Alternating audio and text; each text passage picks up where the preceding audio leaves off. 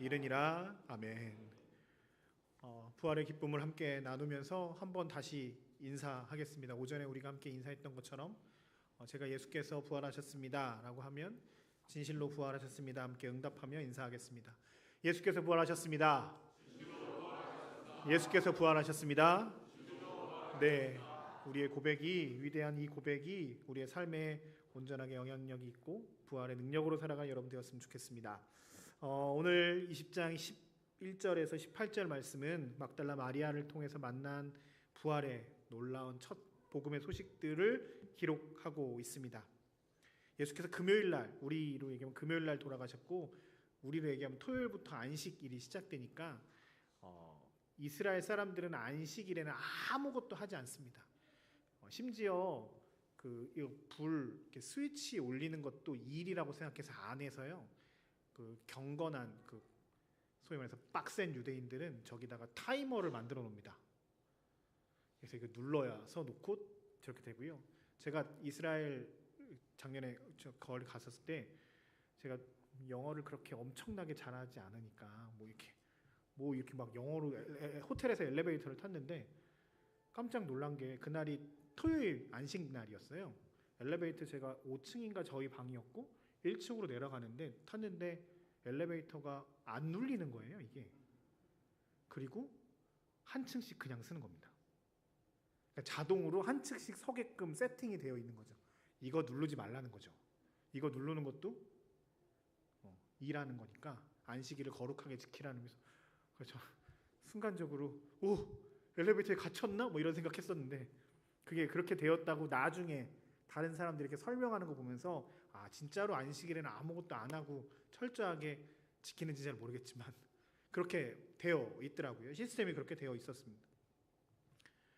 예수님께서 금요일날 돌아가셨고 이제 이스라엘 장래 예식에 따라 우리는 땅에 묻는 것들을 좀 하는데 이스라엘 사람들은 돈이 좀 있는 사람들은 동굴 같은 데다가 이렇게 시체를 넣는데 그 전에 이렇게 기름을 바르거나 이런 장례 예식들을 합니다. 그런데 예수님께서 십자가에서 내려오시고 나서 안식일이 되니까 그 일을 하지 못한 겁니다. 그리고 3일이 지나면 영혼이 떠난다 이런 생각들이 있으니까 이 마리아와 여인들은 급한 거죠. 빨리 지금 우리로 얘기하면 주일날 아침이 된 거잖아요. 금요일날 밤에 들어가니까 안식일 토요일이고 주일날 아침 빨리 가서 이 예수님 시체에다가 이걸 장례를 조금 해야 되는 상황 가운데 있어서 아침 일찍 새벽에 안식 끝나자마자 이렇게 가고 있습니다. 그런데 오늘 본문에 보면 이상한 일이 일어난 거죠. 무덤에 아무것도 없는 겁니다. 여인의 입장에서는 당황스럽지 않겠습니까? 새벽 깜깜한 때에 무덤에 가니까 그거 자체도 조금 두렵고 어려운 일이었을 것이고 예수님이 십자가에 달려 돌아가셨으니까 그 이후 얼마 되지 않은 거니까 이 일이 로마인들에 의해서 이루어진 일이니까 자기한테 피해가 갈 염려와 걱정들도 분명히 있지 않겠습니까? 나도 이런 일들을 당할 수 있다. 그런데다가 그런 걸 모든 걸 무릅쓰고 이렇게 가서 이 일을 해야지라고 하면서 갔는데 예수님이 시체가 없어진 거죠. 이건 무슨 일이지? 로마 군인들이 시체까지 어떻게 했는 건가? 아니면 누가 치웠나? 무슨 일이 일어난 거지? 성경에 보면 막달라 마리아는 여러 많은 마리아가 많이 나오잖아요. 막달라라고 하는 게 동네 이름이거든요. 막달라의 마리아. 그러니까 우리로 얘기하면 양촌의 김씨 뭐 이런 느낌입니다. 마리아가 되게 많이 있는데 학자들에 따르면 누가복음 8장에서 7귀신 들렸다가 주님의 은혜로 나았던 사람이라는 게 대체적인 이야기입니다. 그러니까 귀신이 하나만 들려도 굉장히 어려운데 7귀신이 들려서 엄청난 고난 가운데 있던 한 여인이 회복되고 살아난 거죠. 엄청난 은혜죠. 그래서 그 사람은 이제 예수를 따르기로 결정했습니다. 다른 사람들 다 도망가고 심지어 제자들도 예수님 십자가 달리셨을 때 아무도 없었는데 이 여인은 그곳에 함께 있었고 이제 이 빈 무덤에도 찾아간 큰 은혜 받은 사람, 그 사람이 지금 예수를 이렇게 장사 지내고자 그 인간적인 마음에 찾아갑니다. 그런데 그에게 어려움이 있는 거죠. 어떻게 이거 뭐지? 난리가 나죠. 그래서 오늘 11절에 보면 마리아가 무덤 밖에 서서 울고 있더니라고 표현하고 있는데, 여기서 우는 게 그냥 이렇게 감동받아서 눈물 찔끔이 아니라 성경의 원어로 얘기하면 대성통곡을 하고 있다, 이런 뜻이거든요. 엄청나게 펑펑 그냥 꺼이꺼이 울고 있었 겁니다. 그러다가 천사를 보면서 예수님이 어디 계시냐, 그 사람이 문지기인 줄 알았더니 어서 내 빨리 주시면 제가 이거 잘 하겠습니다, 이런저런 이야기를 하다가 부활하신 주님이 나타나는 본문의 말씀입니다. 부활하신 주님을 만난 마리아가 놀라운 은혜를 경험하는데, 저는 오늘 두 가지 정도로 하나님의 은혜를 나누었으면 참 좋겠습니다. 첫 번째로요, 부활하신 주님을 만났을 때 그에게 있어서 근원적인 문제가 해결되는 놀라운 은혜가 있었습니다. 16절 한번 보실까요? 같이 읽어볼게요. 시작. 마리아가 돌이켜 히브리 말로 라보니 하니 이는 선생님이라는 말이라. 사랑하는 사람이 죽은 일, 특별히 나에게 큰 은혜를 주신 그분이 돌아가신 일은 이 마리아에게 엄청난 사건이죠. 충격. 그것도 그냥 아프셔서 혹은 연세가 되셔서 돌아가신 것도 아니라 로마 군인들에 의해서 처참하게 십자가에 못 박혔던 그 사건은 마리아에게도 엄청난 충격입니다. 아무도 챙기지 않는 이 상황 가운데 나라도 챙겨야겠다라고 하는 마음이 그녀에게 있어서 예수님께로 나아갔습니다. 시체가 없는 황망한 가운데 한 사람이 자신에게 말을 겁니다. 왜 울고 있느냐라고 힌트를 주지만 그는 지금 자신의 눈에 가리워져서 아무것도 보이지 않습니다. 자신이 경험상으로는 사람이 죽었다가 부활하는 게 가능한, 이건 뭐 상상할 수 없는 일이고요. 예수님이 3번이나 나는 부활할 것이라고 말씀하셨지만 예수님의 음성도 귀담아 듣지 않고 자기의 상식선에서 그것들을 생각했었습니다. 그의 눈이 갇혀서 주님을 보지 못했죠. 그때 오늘 주님께서 마리아야 라고 부르셨습니다. 마리아야 라고 부르셨던 그 음성이 귀에 들리는 순간 예수님이구나 라고 하는 것을 그냥 본능적으로 직감적으로 느끼지 않았겠습니까? 그래서 갑자기 라보니 하면서 선생님 라고 부른 거죠. 선생님이었어 라고 하는 반응이 자동적으로 나온 겁니다. 부활하신 주님을 만났을 때 그의 눈이, 영적인 눈이 열려서 부활하신 주님을 볼 수 있었습니다. 우리는 두 눈을 가지고, 저 같은 경우에는 4개나 갖고 있는데 잘 안 보일 때가 있어요. 그렇지 않으세요? 제가 집에서 늘 혼나는 것 중에 하나가 이거 찾아와 라고 하면, 이거 좀 찾아서 줘 라고 하면 제 눈에는 잘 안 보여요. 눈앞에 있잖아! 그래도 안 보이고 으이그 라고 하면서 이렇게 그때 그녀의 손이 이렇게 갔을 때 그때서야 그 물건이 제 눈에 들어오는 일들이 여러분들은 안 계시나요? 네, 저만 그러는군요. 눈이 있어도 잘 보지 못할 때가 있고, 사실 내 눈이 가리워지면 잘 안 보입니다. 두려움의 필터에 가려져 있을 수도 있고, 나의 어떠한 다른 나쁜 생각들 때문에 우리 눈이 가려워질 수도 있고, 죄 때문에 우리 눈이 가려워질 수도 있고, 다른 어떤 환경과 상황들이 우리의 눈을 가리워서 부활하신 주님을, 앞에 계신 주님을 만나지 못하는 안타까운 일들이 있습니다. 마리아에게 있어서 가장 큰 지금의 문제는 시체가 없어진 겁니다. 그 시체 하나라도 찾으면 참 좋겠다 하는 마음이 있었지만 부활하신 주님은 찾아오셔서 그 시체 때문에 안타까워하는 그녀에게 영원한 생명 되신 주님을 나타내 보여주셨습니다. 그의 작은 문제, 시체, 자기 생각에서 요 정도의 문제였다면 주님은 이 모든 근본적인 문제를 해결하시고 영원한 생명으로 마리아에게 오셨습니다.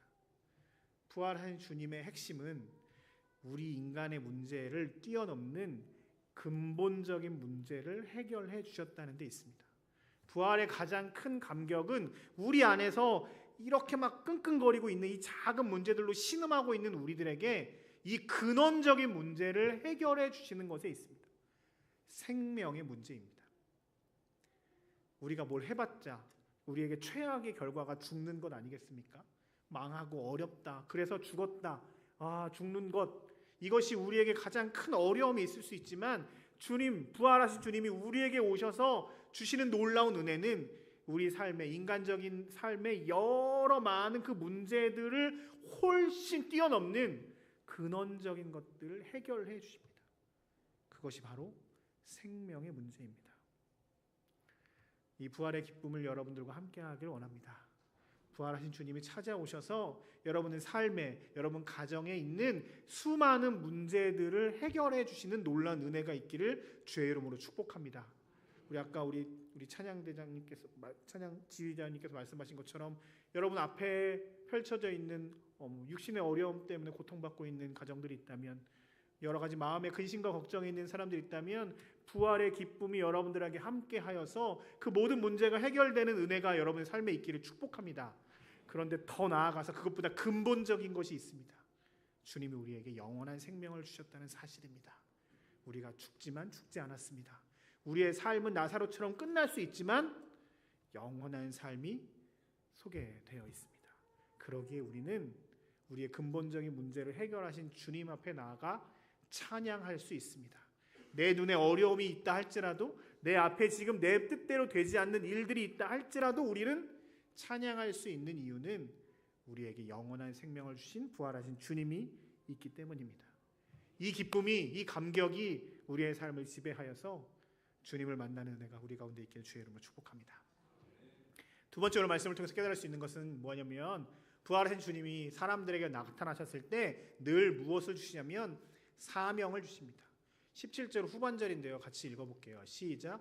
너는 형제들에게 가서 이르되 내가 내 아버지 곧 너희 아버지 내 하나님 곧 내 하나님께로 올라간다 하라 하시니.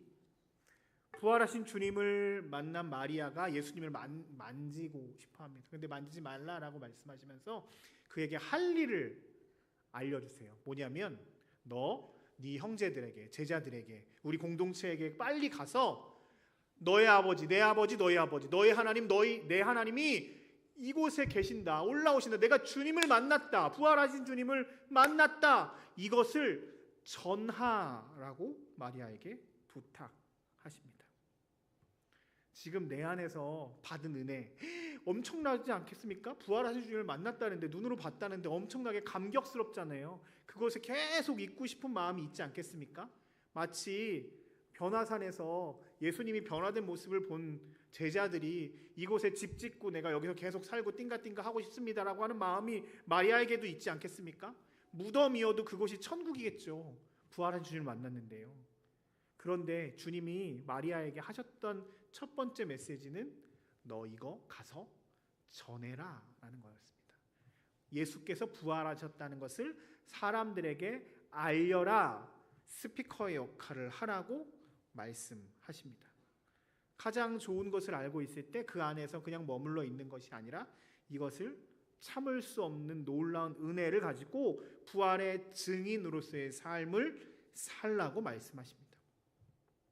초대교회 성도들의 많은 별명이 있는데 그 중에 하나가, 가장 대표적인 초대교회 성도들의 별명이 뭐냐면 부활의 증인이었습니다. 그 사람들은 늘 예수 부활하셨습니다, 예수 부활하셨습니다, 이것이 삶에 늘 나오는, 찔르면 예수 부활하셨습니다, 예수 부활하셨습니다를 전하고 살았습니다. 미친놈 취급도 받았겠죠. 사람이 부활을 어떻게 해? 뭐 얘는 찔르면 예수 부활만 나와. 그렇지만 그들은 그게 가장 큰 기쁨과 감격이었거든요. 그래서 초대교회 성도들은 찌르면 예수 부활하셨습니다, 찌르면 주님 부활하셨습니다, 할렐루야, 진실로 부활하셨습니다를 늘 예배 때마다 모여서 함께 예배하고 찬양했습니다. 이 사람들의 배경이 안식교, 그러니까 그 주일 유대교잖아요. 그러니까 안식일이 토요일 날 늘 예배를 하는 거니까 배경이 그런 배경이라고요. 그런데 이 사람들이 안식일 토요일 날 예배하지 않고 예배 시간을 바꿉니다. 언제요? 일요일 날, 안식 다음 날. 왜 그랬냐면 주일의 개념이 뭐냐면 주님께서 부활하신 날을 기억하는 것에 있습니다. 안식 후 첫날 처음 주님을 만났던 그 날을 기억하면서 주의 날이라고 고백하고 주일에 예배, 일요일에 예배를 드리기 시작한 겁니다. 초대교회 성도들의 고백들이 그렇게 되기 시작했습니다. 왜 그랬냐면 그들의 삶에서 가장 중요한 게 부활하신 주님을 만나는 거고 그것을 전하는 것이었기 때문입니다. 그래서 작은 부활절로 매 주일, 매 일요일 주의 날이라고 고백하며 주님께서 부활하신 날을 기념하며 모이기 시작했습니다.